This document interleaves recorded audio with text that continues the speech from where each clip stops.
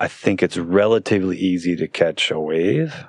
To become a surfer, it's really hard. It doesn't mean you can't access the ocean. It just means practice your craft and show up with respect. When I am on a prone surfboard and a SUP guy shows up, and I'm like, oh, fuck, the guy in the SUP is here. Hey everybody, welcome to the SUP Surf Sessions podcast. My name is Sean Cassidy, and we are having conversations with coaches and athletes to stoke our passion and help elevate our SUP surfing skills. Today's guest is my friend and mentor, Alex Chandler. Alex was an early adopter of the sport here on the east coast of Canada after being introduced to it in Hawaii by none other than Laird Hamilton. He's also an all-round waterman, comfortable on a foil, kite surfing, shortboarding, you name it. He's highly respected in the water here and takes his unofficial role as the face of SUP surfing very seriously. In this conversation, he explains what it's like to be a prone surfer in the water around paddleboards, and we spend a fair bit of time talking about etiquette and how to safely and respectfully enter a lineup with our fellow water people, something that is so important but so often misunderstood by new paddle surfers. Thanks for joining me for this first episode. I hope you enjoy the conversation. Last wind session of the year. Water's cold now, so we're fully, winter suits and 7 mil boots and 5 mil gloves. There's always a crew of us on the water somewhere. Well, I was out SUP surfing yesterday, as I told you. It was sunny and blue sky, hardly any wind, so those are my days. Yes, absolutely. Yeah, I was out yesterday. I think I mentioned to you, we went to a little beach up the Eastern Shore and met a couple guys, and the ambition was to kind of get on the foils and try to build some skills with that, prone foiling. Do you wear a helmet? Do you wear a helmet when you do that? Absolutely. Yeah, it's, people can claim the whole kook thing, but it's, I'd rather not have, a cut to the head or worse. So the helmet I have, it's this bright yellow thing. I wear it kiting. I never wear kiting, actually. I wear it wing foiling and SUP foiling and prone foiling. And I got that helmet in 1995 when I first bought my first windsurf kit, maybe even 93. Anyway, that helmet still lives on. I had it on my head today. So, in the climbing world where I come from, you're supposed to retire helmets after a certain number of years. I don't know if that's the same for windsurfing. I'm sure it is. Yeah. One of the first times I was in the water with a foiler, I was SUP surfing out on Tofino. And there's this guy with a helmet on. And I'm like, okay, you think you're a danger to yourself. Should I be having a helmet around you? You know what I mean? Yeah. It's kind of like, what the fuck are you doing here? Yeah, we'll talk just briefly about the foil life, but, I've been a surfer for 25 years plus. Always loved surfing, always will. Paddling and paddle surfing for me was to just get to the break that the surfers weren't at, or to paddle around the corner to that next peak. That wasn't so ideal for surfing. Fast forward 15 plus years, the foils are now the new version of that. So your initial question, should people in the lineup have helmets if there's a foil guy there? Yeah. My belief is that the foil guy really shouldn't be in that lineup because foiling opens the doors to so much more different types of waves that the beauty is kind of being away from the lineup. Right. So, I'm afraid to ask this question, but, from a surfer's perspective, they would, some of them would probably likely have the same opinion about a stand-up paddleboard surfing in the lineup. Yes. They'd be like, as you kind of hinted at earlier, you got into it to access those breaks that weren't the busy. surfers weren't on them. Yes. Yeah. So, I want to be on the surf breaks, though. Yes. You know where I'm at, and what I'm trying to get to. Yes. What's your opinion about that? Are those breaks a no-go that I'm trying to get into? Some are.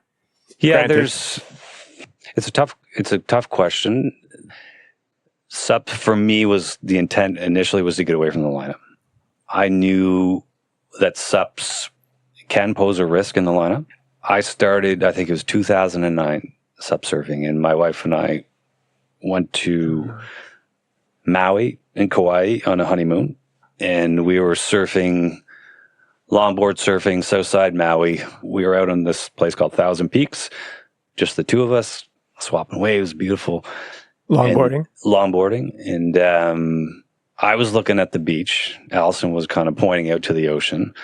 And I looked behind her, and there was a guy paddling off the beach on a SUP. And I'm like, holy shit, that's Laird Hamilton. You look at Laird Hamilton, you can pick him out, from a mile away. Beast, yeah. He's a beast, right? So he's paddling out. I'm like, holy shit. And I'm like, Allison, turn around. And she turns around, and she's like, oh my God, it's Laird Hamilton. So he paddles up, and he said, hey guys, do you mind if I surf with you? And I said, man, you're Laird Hamilton. You can surf wherever you want. This is your home. Yeah. But he paddled out on stand-up paddleboard. So that was my first exposure to it. And he was doing the Laird thing, like kind of dropping in.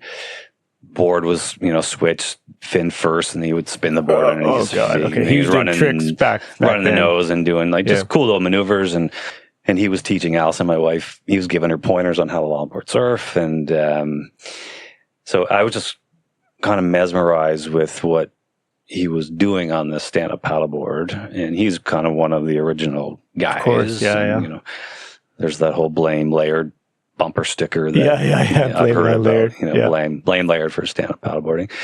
But I was intrigued with that. And it was the next day in Maui, I went to the shop and I rented a stand-up paddleboard. And I had zero experience. We went to Kanaha Beach Park and paddled out. I paddled out on the SUP house and went out on the longboard. And, knowing, a little bit about etiquette and skill sets. And I'm like, I'm on this big BSO board. It was probably like a 10.5 footer, and that's a beautiful thing about stand-up paddleboarding. You can generally figure it out pretty quick. Like maybe not the surf side of it, but just to get on the board and paddle yourself around is a very kind of intuitive thing. And people can learn it relatively quick if they have the right kind of equipment beneath them. Yeah. So I paddle out and I'd stay on the inside and I'd catch a few rights and a few lefts and kind of working out some of the kinks, and then, out a little bit farther.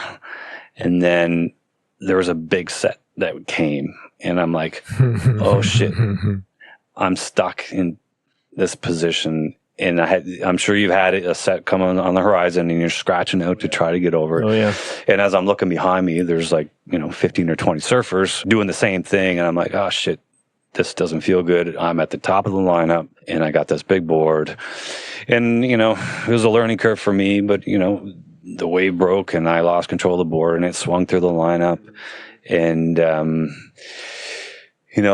was a guy there, polite, Teddy. He's great friends with Laird. He kind of adopted Allison and I in Maui when we were there. Like we'd see him in the parking lots all the time and give us a beer. And, he, a super nice guy. He invited us over to Laird's place for like a dinner or something. We couldn't go, but he kind of came up and he's like, you best to stay on the inside. And I was like, yeah, I think you're right. So SUPs in the lineup, I think you got to earn your way in the lineup. Absolutely. You got to know what you're doing. You got to know etiquette. I think it's massively beneficial to be a surfer before you're a SUP surfer. Spend your time, and I mean a lot of time, where you're nailing 80 to 90% of your drops on your SUP. You can go right, you can go left. I call it a controlled exit, like being able to get down the line and kick out over the back of the wave in control and then paddle out of the impact zone. I think that's a critical skill before you're heading into a lineup. SUPs can be a danger in the lineup, but anybody can be a danger in the lineup. Surfing here 25 years, I've seen some pretty horrendous incidents and injuries from surfboards and from shortboard surfers. Like I'm talking like 5.9s, 5.10s that can wreak a whole whack of damage.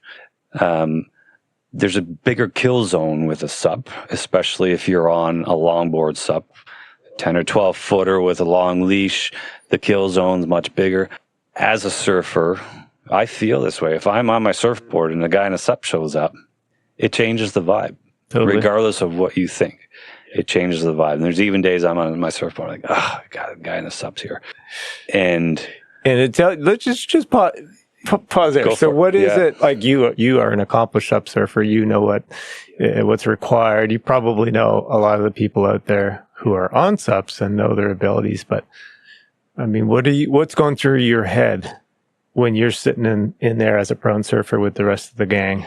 What's in your head there? The conduct of the guy or girl on the SUP, and I try to practice this the thing that annoys me the most, if I'm on a pro and board and there's somebody out on a SUP and they're trolling back and forth on the outside, paddling back and forth. It's just like, I don't like that vibe as a surfer. So when I'm on my SUP, I try to think of that perspective of like, just chill out, sit down. Mm-hmm. You catch a wave, you kick out, you paddle out, sit down on your board. Be eye to eye with people. Don't be paddling back and forth, standing above people. It's kind of annoying and obnoxious.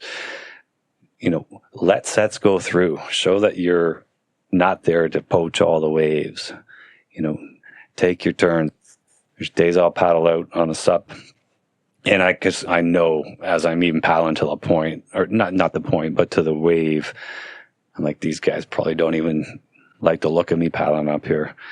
Go to your knees, sit in your butt, let sets go through, be confident in your skills. I think they can live harmoniously in the break as long as you got the skills and you're being very extremely conscious of your consumption. And sitting on the outside, trolling back and forth, it's an obnoxious breach of etiquette, in my opinion. I totally agree. And this happened just 2 weeks ago. I went out to one of our local spots, and I've been surfing there for a long, long time. And I paddled out, and it had some size that day. And there was like 5 guys, and we're just swatting waves, having a great time, good buddies of mine. And then it just got busier and busier. And I'm just like, okay, I know my time is done here. Yeah. I go back to the truck and I grab a surfboard and paddle back out. And it's nice to be able to kind of do a little bit of everything, just to kind of, I've always had this theory of like kind of bring the right pony to the race, has kind of been my saying. And sometimes a SUP board is the right pony to bring to the race. And I kind of went at it it evolved for me in a different way. And my buddy said this to me like last week. He's like, geez, it was huge and pumping out here the other day, and you're on a SUP.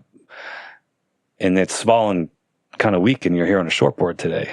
And he's like, you just do the opposite. And he's like, but I kind of reflected on that because I do. Was he giving you shit for that? No, or he was just observing. Kind of observing. Yeah. Because a lot of people go to SUPs as the small wave. Oh, if it's no good for surfing, I'll take my SUP. And it kind of started for me like that as well. But then I really got into enjoying riding bigger, powerful waves on a SUP. Just the early drops, the high visibility. I love just a very deep powered bottom turn and crack and rate it back up to the lip. Like that's one of my favorite feelings. So when the waves get juicy and pump, and sometimes my SUP comes out. So why does that feeling of cracking on the lip? Yeah.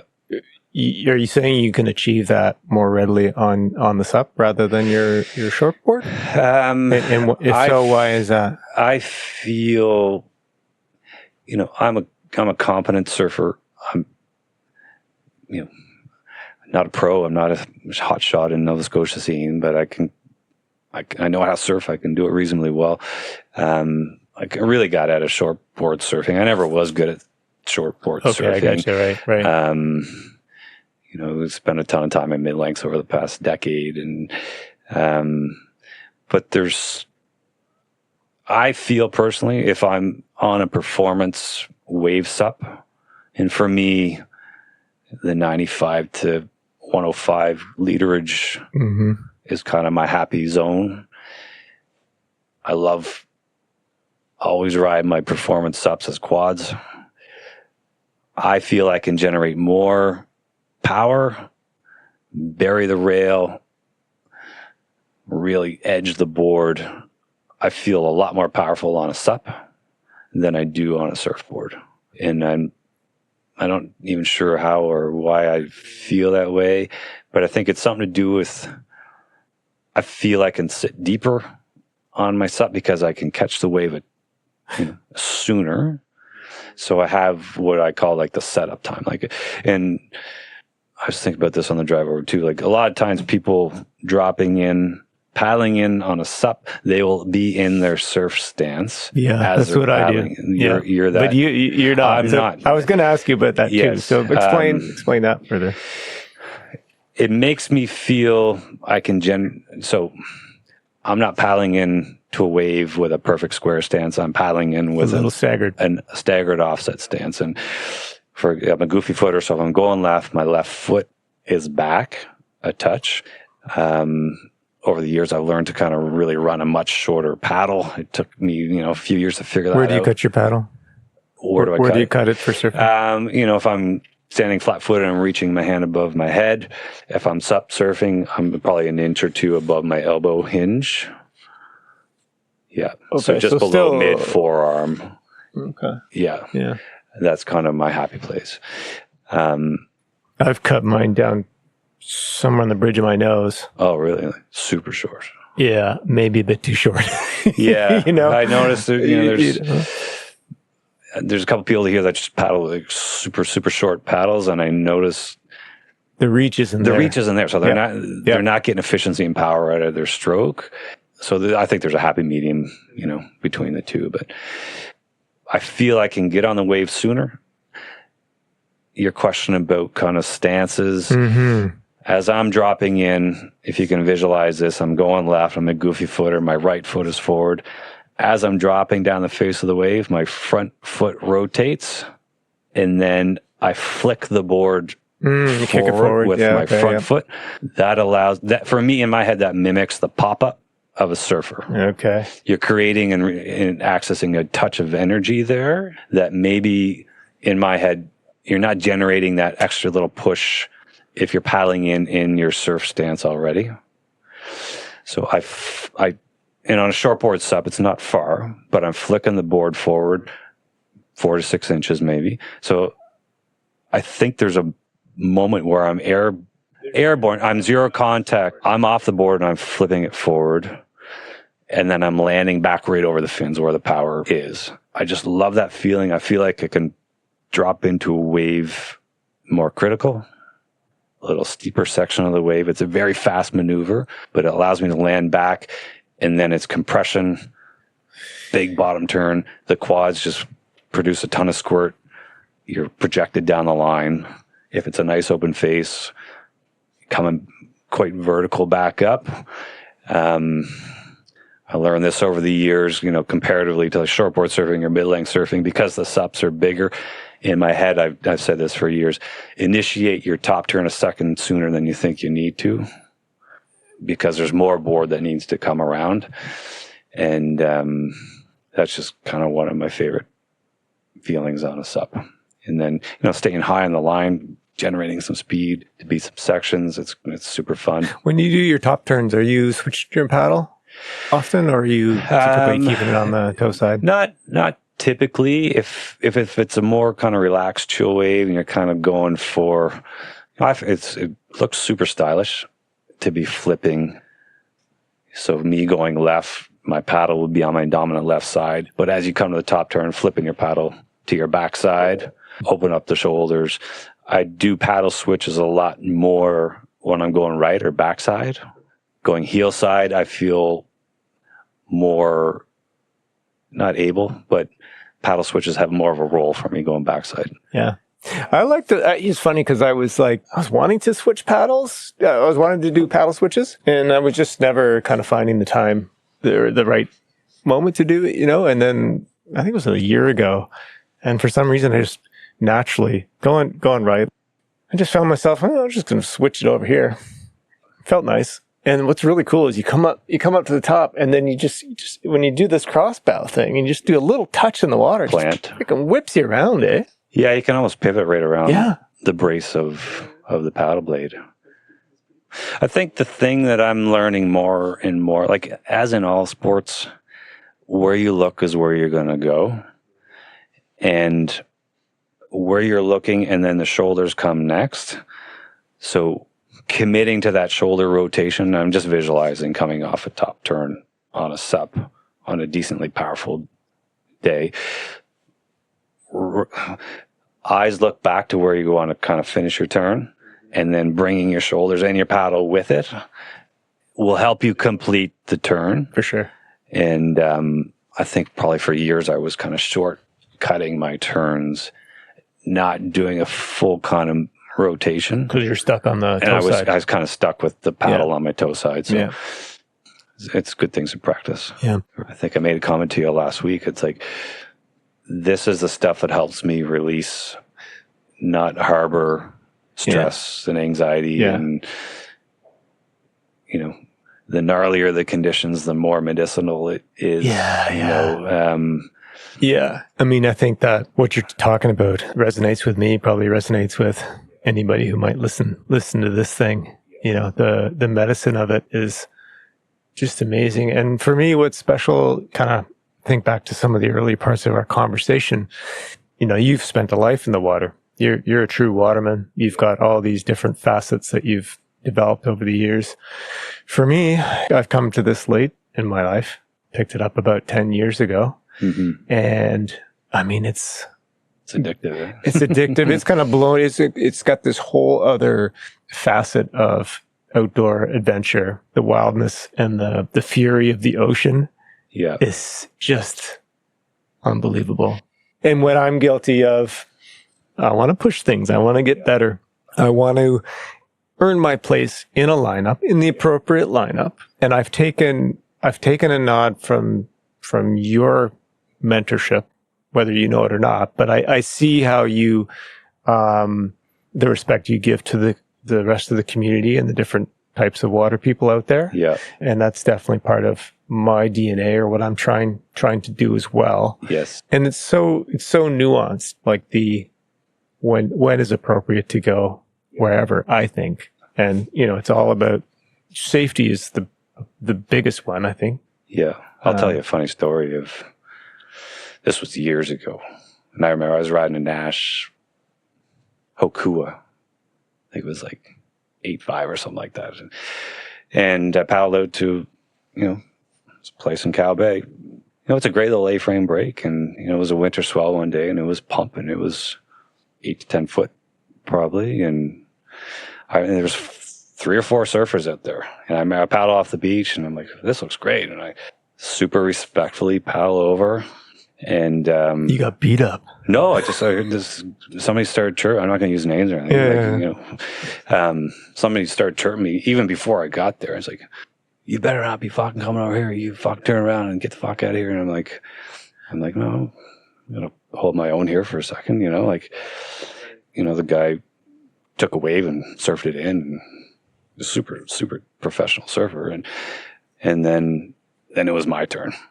And he was paddling out, and I dropped in. It was good. It was 8 to 10 foot, probably. Yeah, solid wave. Yeah. And in my head, I'm like, Alex, just don't fuck this up. Don't fuck this up. And so I remember it made a nice clean drop, big bomb turn. He was just paddling over the shoulder, and I cracked the wave right in front of him. And I'm like, ooh, that felt good. Yeah, nice. And surfed it out, kicked out, paddled out, and we went on opposite rotation for 4 sets. Lots of room. Yeah. And I think I said something like, as he was chirping me, I'm like, how do you like me now? No, I think I said something like, you stay out of my way and I'll stay out of your way and we'll be fine. Right on, yeah. And then 3 or 4 rotations. And I'm like, oh, I'm feeling, this is good. I'm surfing well. And anyway, the guy paddled. I kicked out of one wave and I was paddling back out. He left the peak and he paddled over to me and he said, I want to come over and apologize. And he said, I'm so sorry. You just killed those last 4 waves. I take back whatever I said. And I was like, thanks, man. Appreciate that. And I understand his concern as a surfer. And this is something I still have to wrestle with this. Like, I'm an ambassador of the sport here. Yeah. I set a precedence of behavior, I suppose, or where people can go and shouldn't go. And so I've always had that as a bit of a cloud over me and people have said that, you know, if you go there, then everybody thinks they can go there. And I'm like, well, I'm not responsible for everybody. And, you know, I do my best to educate people and be a good human on the water and show respect. And that's a great story. And it makes a couple things come to mind. like the recipe was there that, one, you had the skills to be there. Two, the numbers were Small, low, and like, yeah. why can't you share waves on a 4-wave set or whatever? Yeah. But the other thing that comes to mind too is if you think you shouldn't be there, you probably shouldn't be there, right? But if you think you're capable and you're respectful and all that, then sometimes we need to hold our ground, or just, I mean, my experience is, I'm not at your level, but I'm working on it. Yeah, you're right? doing fantastic. You're killing it. And, sure. I go to my way. I'm being respectful, and, you'll get the kind of side eye for a little bit, and then they see you're not standing over them. You're not patrolling the outside. You can take the drops. You're taking your turn. I mean, it thaws pretty quickly, I find, which is nice. And it's just surfers in the water with different vehicles. Yes. So yeah, that feels good. It does. I think, SUPs can harmoniously exist at the right spots at the right time. Exactly. A lot of variables happening. There's a lot of variables. Takeoff size, right? The criticality of the wave, the number of people, your skill set, even the board that you're on.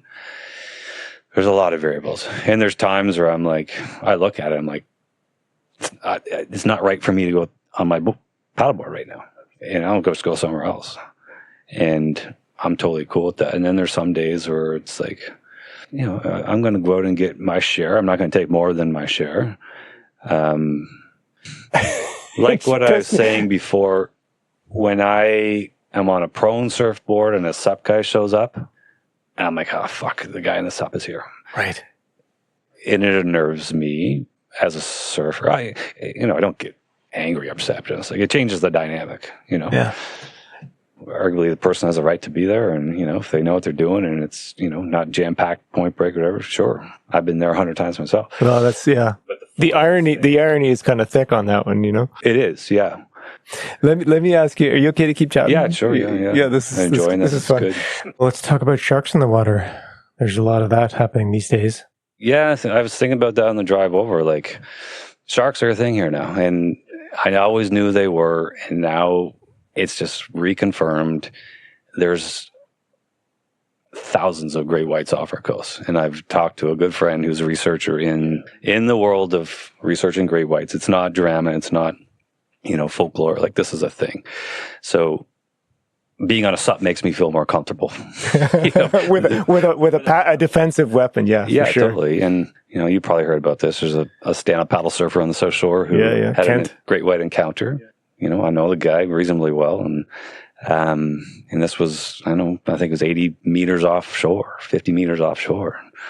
The shark came up and had a bite on the side of a little nibble on the side of teeth marks on his board. And anyway, the guy fell in the water and eye to eye, probably 12 inches away from a great white. So it's a thing, and it enters my brain more than it used to. Pretty convinced. I've had some really close calls with probably gray whites. Just a sense of it? like shivering down my spine. Like, was that you telling me that's actually, there's a premonition, or maybe I just read it. You can have a sort of a premonition of a presence. A presence. I felt that's it. actually real. I did a solo paddle one day around McNabb's Island in Halifax Harbor, and that was the most sharky feeling I've ever had in my life. Weird. I sensed something there that I didn't go into panic mode, but I'm like, there's something here. I can feel it. And I got really spooked, and I was looking all around me, and I went paddled back to shore like as fast as I was wondering what you could do there. Yeah. Yeah. And, you probably know, everyone knows this O-Search thing, which has just kind of lit this anxiety with, they're tagging sharks off Nova Scotia, and they're baiting sharks, and research, I'm sure there's an element of research, but, it's all kind of semi-questionable stuff. And anyway, these tag sharks show up every once in a while. There was a tag shark that pinged in Halifax Harbor right inside McNabb's Island. Oh, shit. Yeah, and I was out there. And so I didn't know that happened, but I felt something. And you later confirmed, I later confirmed that it was. Oh, dude, that's wild. Yeah. That's wild. Yeah. And I just know they're there. They're all there. Yeah. So for me, all these other environments that I've been in that we talked about earlier, I mean, the ocean is so dynamic. yes. It's just like stuff exploding. And yeah. I mean, even the little, like I was out yesterday and just like the little, I don't know what you call them, like the little water particles almost that are like, just like, it's magic. And some days, you probably know Todd King, I imagine. Yeah, I know Todd. Yeah. So we get out SUP surfing every now and again. He'll go out in the small days and he'll show me some spots and whatever. And we were out. It was a bit pretty big day. We had no surfers around, but it was big. Yes. But they're kind of rolly stuff. But you had to really pay attention, right? Yeah. You get pinned in there sometimes. Yeah. So we were catching a few, and it was this most amazing evening. But the experience was so intense. We were, maybe it was just me. It was kind of like a survival mode. And then we got out, and in hindsight, I wish we had just gone out a little bit more, sat on our boards and looked at this evening. Yeah. I think I'm trying to do that more now to make sure I'm being present and just appreciating the environment, because it's just magical. Yeah. Just magical. I agree. I have a lot of respect for Todd. He's a great athlete. He's a great person, and hugely involved in the surf community over the years. He's a charger. He knows what he's doing. But he got into SUP, and I don't know if he kind of sees it this way, but in my head, I feel Todd, and there's a few other guys as well, got into SUP, and it legitimized it another couple layers. And it wasn't so much a kook kind of thing. It's like, actually, there's some really good surf. Chuck McKinnon's one of them. Dean Petty spent some time on stand-up paddle boards, a few of the cowboy locals in Todd. I'm just like, you guys are legitimizing this in a positive way, where it's just not the entry-level thing. It's not the kook thing. It's actually performance, water people that are adding SUPs to their quiver and, and charging out on some big waves, or enjoying those, beautiful sunset 2-foot sessions. I'm sure you get this a lot, or probably more so because you know the people more than I do, but quite often sharing waves with guys, and then they'll be like, well, that's a pretty small SUP.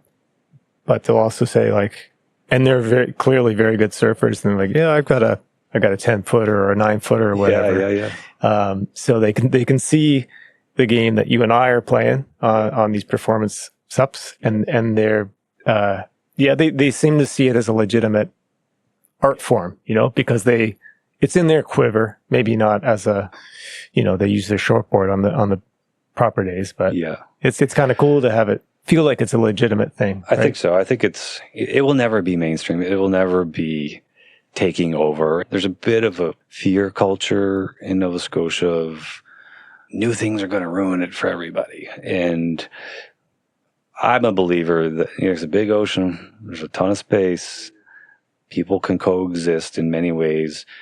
The conditions I want for kite surfing are not conducive to what you want for surfing, so we're not going to cross paths. We'll maybe at the same breaks, but we're going to be on different days, and that's cool.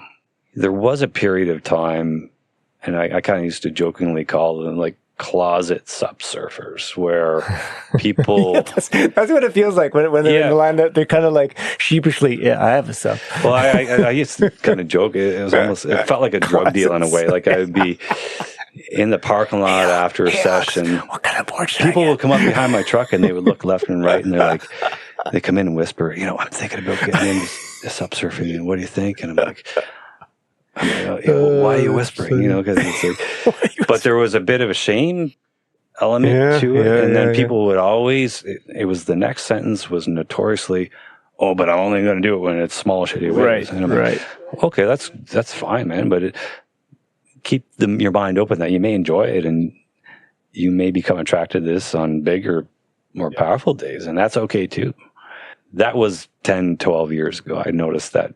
Some interest in it, and people were kind of hesitant to be seen doing it. Yeah, for sure. And that's where, for sure. When Todd started doing it, and, Chuck, he's a charger on SUPs. Like that kind of shut down a bit of the, like, who's gonna bitch at Chuck if he's out at the peak on a SUP? I think it's relatively easy to catch a wave.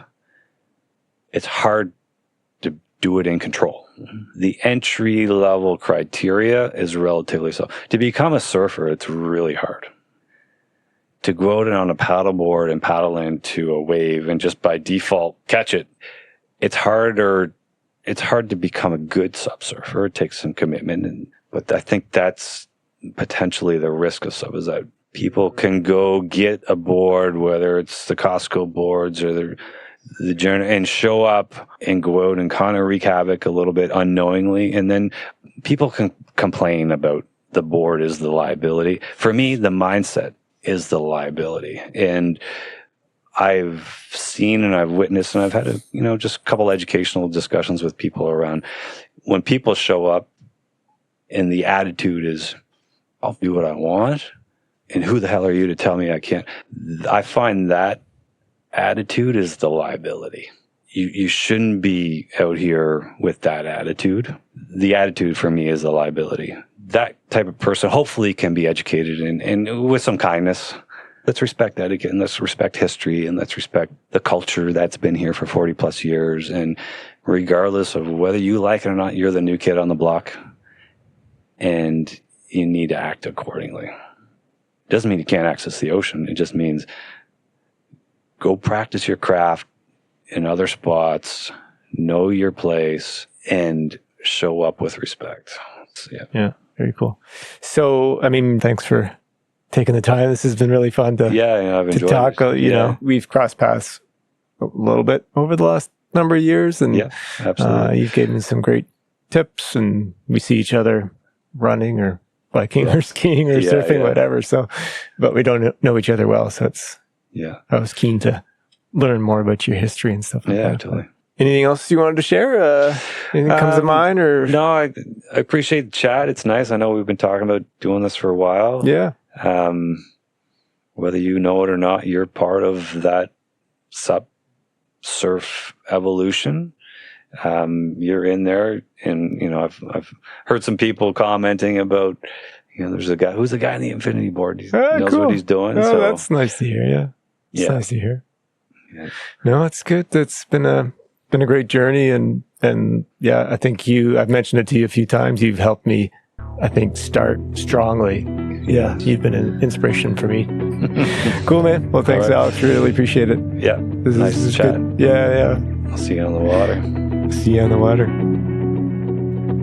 Thanks again, Alex, and thanks to everyone here for listening to this first episode.